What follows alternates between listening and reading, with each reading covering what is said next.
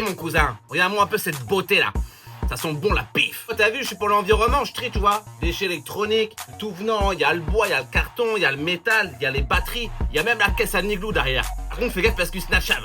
Le problème, moi, c'est ça. Alors du coup, t'as quelle solution à me proposer, toi? Hey, allez, attrape ça et je te mène faire un tour avec moi. Et on part de bonne heure après avoir rempli le sac de bif, ou plus couramment parlé de cuivre. Un coup de train, un coup de métro et nous voici rendus au salon Chageno. Et nous profitons du magnifique cadre du Grand Palais situé à Paris afin de parler transition écologique. Comme ici avec ces petits panneaux solaires bifaciaux conçus pour mettre sur les toitures végétalisées. Et quoi de mieux pour bien commencer la journée que de retrouver les copains en pleine séance de sport, grimpette pour Adrien, muscu pour Lolo, et tout ça bien sûr sous le regard attentif de Lucie et Clément. Et c'est bien beau tout ça, mais l'intérêt de la journée c'est savoir ce qu'on va faire avec notre cuivre quand même. Tu crois qu'ils ont une solution eux?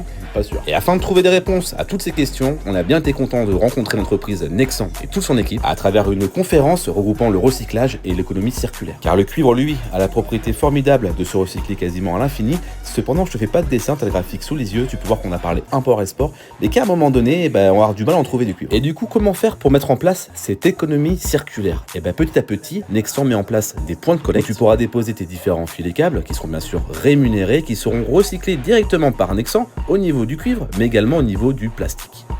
Où est Lolo? Tiens, chose. C'est pas lui. C'est pas lui. Ah! Je crois que je l'ai trouvé. Et après déjeuner, on a perdu Adrien. Ouais, il a décidé de faire une expérience assez particulière. J'étais content de trouver un endroit qui ressemble un petit peu à ma campagne, mais bon, les arbres parisiens sont un petit peu chelous, et en plus, il n'y a pas de Niglou. Et après ça, l'équipe de Nexan nous a emmenés directement en 2050. Et qu'est-ce qui se passe si on changeait nos habitudes? On va le découvrir à travers l'expérience Climat de Sens qui nous emmène dans le monde de demain à 50 degrés. Ah ouais, 50 degrés. Un peu de sport. Ressenti au bout de 30 secondes.